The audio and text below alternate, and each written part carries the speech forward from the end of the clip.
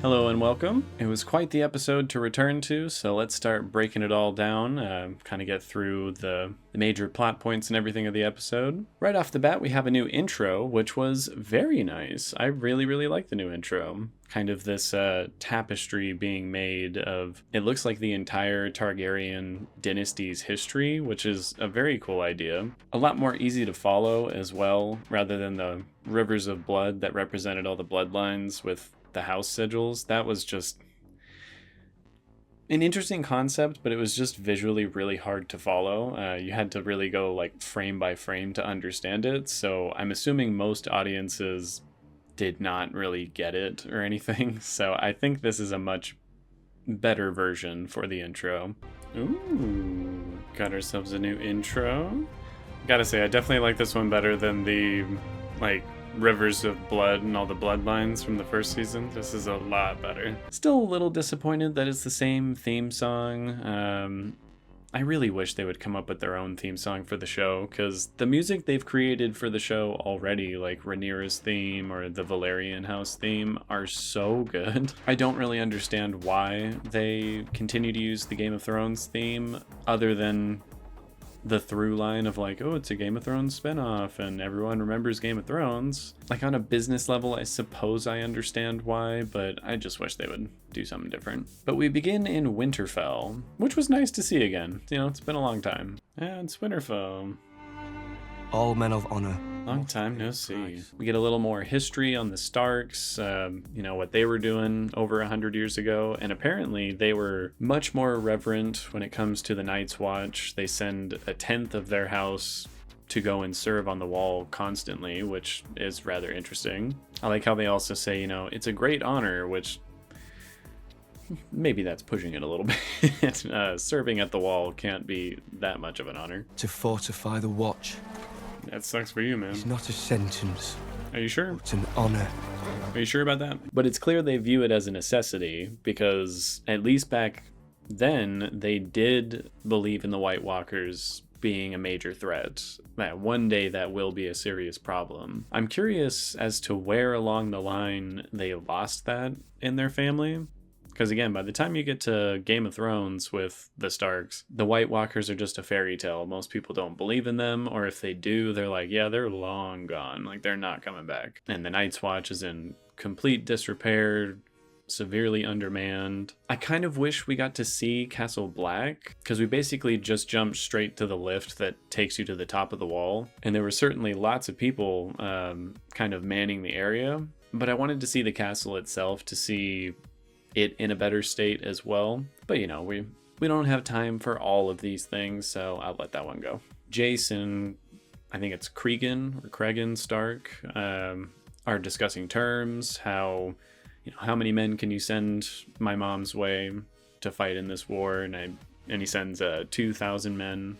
And this is just before Jace gets the very unfortunate news about his brother's untimely demise. Bad news for you, Jace. I'm sorry. At which point we get a great scene between Rhaenys and Daemon. He's saying, all right, it's time for some vengeance. Let's go to King's Landing and take out Vhagar and Aemon for what they just did. The only way I'm going to be able to do it is with your help, which is mostly true. Both Melis and Caraxes are very powerful, very large dragons, but still nowhere near as powerful or large as Vhagar. But combined, they pose a real threat. But of course, Rhaenys challenges this. One, because she's tired. She's not having any of this shit. She's like, bro, I've been patrolling for a long time. I'm going to rest. And also, she seems to take issue with Daemon trying to take charge while the queen is out trying to grieve. Which I do too. Daemon, the entire episode, is like really trying to take steps in order to exact his own idea of vengeance on whoever he possibly can. And I do particularly love the moment where he's like, that's a command, so you're gonna do it. And she's just like, oh, if you were the king. I love Rhaenys. She just takes no shit. I really like her. Fly with me. It is a command. Would that you were the king. Oh. She said, yeah, nice try. We then get a scene between Corlys and Alan of Hull. Apparently he's the one who dragged Corlys out of the water after gaining his injury to the neck in that battle at the Stepstones. So Corlys is, checking on his ship, says that he owes him. There's also that sad little tidbit of this dagger that the Sea Snake had made for Lucerys, which... I had this commission for Prince Lucerys. Oh, it's rather heartbreaking. A lot of this episode is rather heartbreaking. A lot of this show is, honestly. And it's interesting to me that they cast Abu Bakr Salim as Alan, because as far as I can remember, he's an extremely minor character. Again, it's been a long time since I read the Fire and Blood book, so maybe he has more of a role than I'm remembering, but I hope they did not waste this actor's talents on like a one scene character or like a couple scenes character or something. Barely done, but done. Oh, no way. It's Father from Raised by Wolves. Back in King's Landing, Aegon meets with Helena to try and find Jaehaerys because he wants him to sit in on the small council and start learning how to rule, which is insane. The kid is like 3 or 4 years old. And once again, everyone ignores Helena's prediction because it's just a little too cryptic and everyone doesn't understand what she means when she says, "I'm afraid of the rats." The Queen is an enduring mystery. Oh, shut up. Is she not? She's prophesizing something rather important, I believe. If only she could have gone that one step further and said, "I'm afraid of the rat catcher," because that... Nah, they probably still wouldn't have listened to her, but that would have gotten a little bit closer to the meat of the issue there. And then we see Alicent and Krispy Kreme getting it on. And yes, I have stolen the name Krispy Kreme from, I believe, Alt-Shift-X. Ever since I heard it, I refuse to call him anything but that. It's just too funny to me. Oh. I swear, if that is Krispy Kreme, I'm gonna be so upset with you. Oh my god, you utter hypocrites. And this scene shows me quite a few things. One, the two of them are utter hypocrites. Both of them have trash-talked Rhaenyra endlessly for, not obeying the laws of decency. He gave her endless shit for the fact that, my cloak is the only thing to my name and I swore an oath of chastity. But apparently if it's to Alicent, that's fine. And even though she is no longer married, this is still definitely a big no-no. Like, you're not supposed to do this. And on one hand, I get why they're both doing it. There seem to be hints of like an attraction between the two of them throughout the first season. And she's been in a marriage that, while it wasn't, awful, I doubt she was having much satisfaction in this particular department. And a person's got needs, like, I understand. But again, to have just constantly used that as an excuse to berate and belittle Rhaenyra, and then do it yourselves, like, come on, dude. I won't be Rhaenyra's whore, but I'll be your whore, Alicent. I hate him. Then we move on to the small council meeting, which was rather hilarious, actually. Aegon is relaxed, to put it politely. Cunts. He brings his toddler basically just to mess with Tywin. I know that wasn't like his explicit intention, but that's what happens, and it is kind of funny to see. Meanwhile, everyone else on the council is trying their best to kind of steer the conversation towards something productive, but Aegon just doesn't care. He's not really having any of it. He's just on his own little power trip. And then you also have Alicent and Aemond and Otto all kind of belittling each other in the middle of this because they're all angry at each other. It's a mess over there in the Green Council. It's not great. And with it the chance to end this conflict quickly. Oh, because you made the best decisions, Otto. Get out of my face. To deter Rhaenyra from attacking, in retribution for the death of her son. Oh. Rhaenyra finds the, remains of Lucerys's dragon, and I'm not sure if it was just his cloak or if it was like a part of his body, which would be really awful. I think it was just his cloak, but either way, it's a very sad moment where she does finally get her confirmation that yes, my son is dead. He and his dragon were torn apart by Vhagar and Aemond. That's so sad, dude. Jesus. He was such a sweet innocent little kid. It's also really touching and quite sad that her dragon comes over to kind of console her in, a way a dragon does with that like mournful cry. We then see Aegon taking his best attempt at ruling over the small folk. And I do appreciate that they're not just making him a second Joffrey. He's not just like, oh, I'm evil for the sake of it. As soon as someone says something even remotely wrong, I'm gonna completely and utterly destroy, humiliate, and torture them. Like, he's trying to be a good guy here to the small folk. He really wants to do the right thing. He wants their loyalty. He wants them to like him. But he has no idea how to rule. Almost every decision he makes is really stupid. Perhaps we could just return his sheep. He came all this way. Aegon. Well, Aegon's doing about as good of a job as I expected. And then right after, you have Larys very clearly trying to boot Otto out as Hand of the King. Because that's what he does. He's a little snake and he tries to manipulate things from the shadows. And he does it very well. A whole lot better than Varys or Littlefinger ever did on the actual Game of Thrones show. Alicent and Otto then have a meeting where she's basically like, bro, I need you to stop undermining me in front of everybody. I need to hold on to that little bit of power I have so we can kind of steer this in the right direction. Because we are on the same side, even though they're definitely not. Well, if that's how you describe it, then we are aligned. No, you're not. Ally. You want her dead. An ally would not repeatedly cut my legs from beneath me at that table of men. Like, maybe a little bit, but they definitely don't have the same end goal in mind. Back on Dragonstone, Mazzaria has been picked up. Daemon really lets her have it because he's quite upset that she was involved in the crowning of Aegon.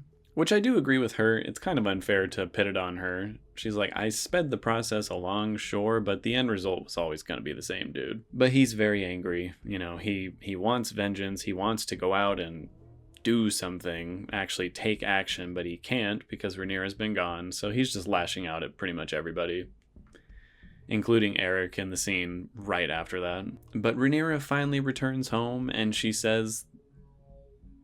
Oh, I actually just realized she says the one line that she says in the entire episode, that she wants Aemond.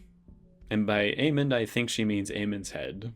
And the way the scene played out was very well done. I thought it was incredibly foreboding and almost a little scary to see how distant she is after saying that. I want Aemond Targaryen.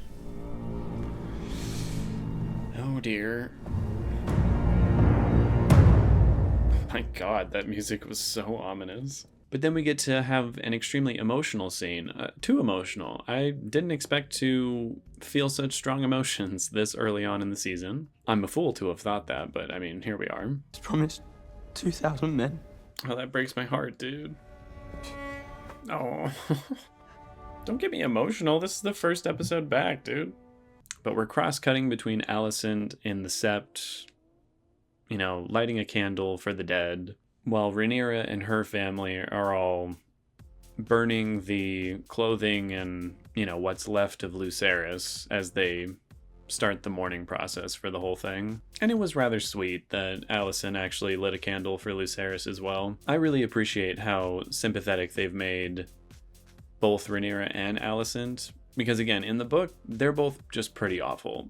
Like, both of them are not great people. Here, they are made much more likable, even though they still both make decisions that kind of make you want to hate them. I am feeling emotions, and I did not want to. But once the emotions are finally done, we get to go back to King's Landing, where Daemon meets with Blood to begin this whole horrible process. This is a change from the book, just because he doesn't go to King's Landing, mostly because, again, that's probably not a good idea when you're at war with these people. Best not to go straight to their doorstep. But he pays them for Aemon's head, and they ask a very significant question, what do we do if we can't find him? We don't know what Daemon's answer is, but given how everything plays out in the rest of the episode, I think it's pretty safe to assume he probably said something along the lines of, well, if you can't find him, find another son and take his head. Krispy Kreme and Aemond are interrupted by Otto, who has an interesting conversation with Aemond where he basically says, you know, you need to control your impulses because Aegon cannot. And I'm not 100% sure what he's trying to tell Aemond with this. We both know that your brother cannot. So what exactly are you saying right there, Otto? It almost seems like he's kind of saying, like, you need to control your brother because he does not have enough self-control to do this, but you do, so I'm gonna need your help to kind of keep him in line. I could be entirely wrong on that. This was probably the only scene in the episode where I was a little confused as to what the meaning actually was supposed to be.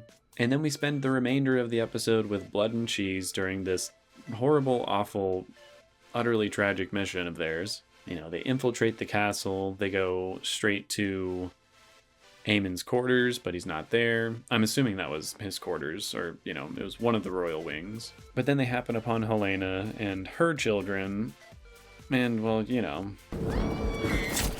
Oh, that's awful. It's pretty awful.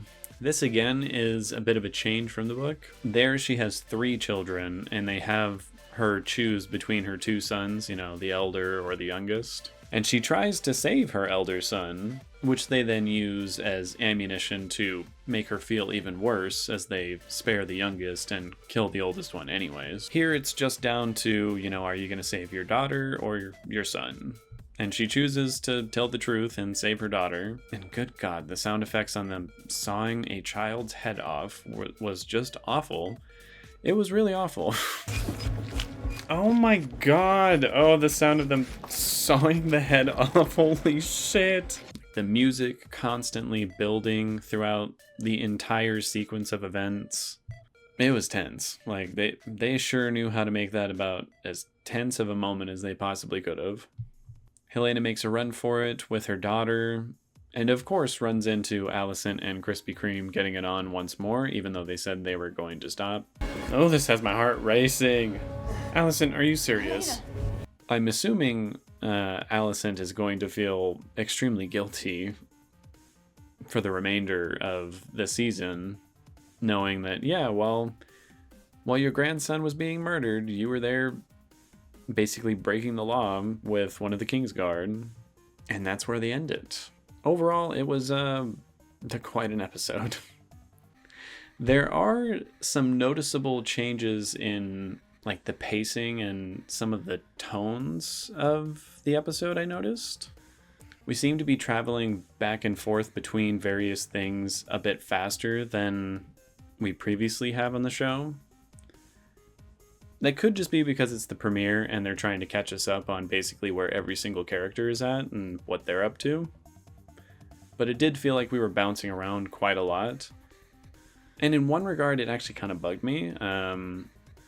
Big issue I had in later seasons of Game of Thrones was how quickly people were able to travel extremely long distances just for the sake of the plot. And they sort of did that with Jace here.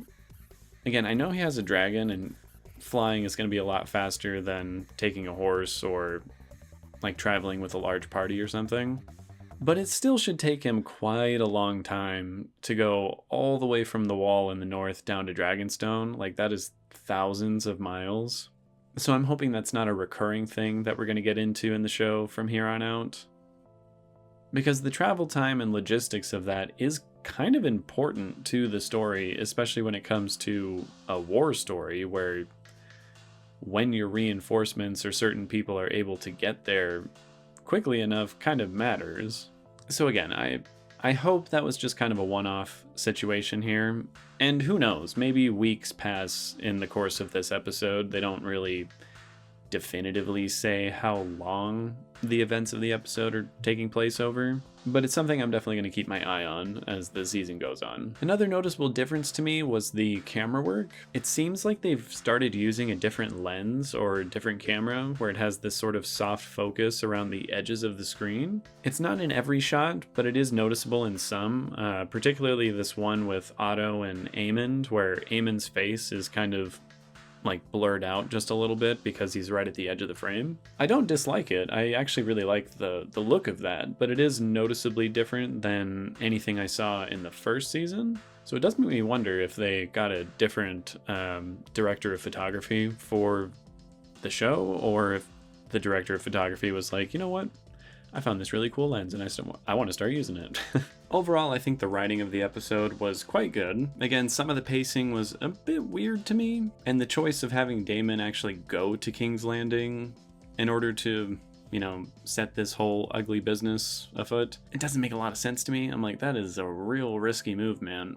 Again, Damon is wild enough to probably do something like that, but considering how dire the circumstances are currently, I found it to be just a little bit dumb of him to do that. But generally speaking, there were a lot of really good decisions here, and some truly standout scenes that will definitely be burned into my memory. Aside from the difference in some of the shots for the cinematography, I think a lot of them were super artistically done and really beautiful to look at. There's one shot in particular that was my favorite, of Blood and Cheese moving through the dark castle with a torch, and the light of the torch lights up the scene and then kind of fades the scene to black as they pass by. That was really, really nice. The editing in the episode was a little weird to me. Again, it was still mostly quite good. I really liked cross-cutting between Alicent's prayer and Rhaenyra's like mourning of Lucerys. But there are some scenes where it'll cut away rather quickly.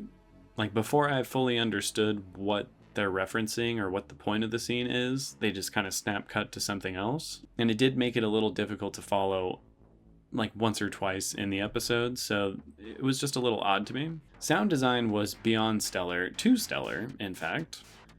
Again, the sound effects used for the murder of Jaehaerys were just utterly cringy. I could not stand how good they were, and the score was fantastic. Again, during the emotional scenes, during the more grand and epic scenes, and particularly the truly tense music that just kept building and building throughout the whole Blood and Cheese incident. That was so good.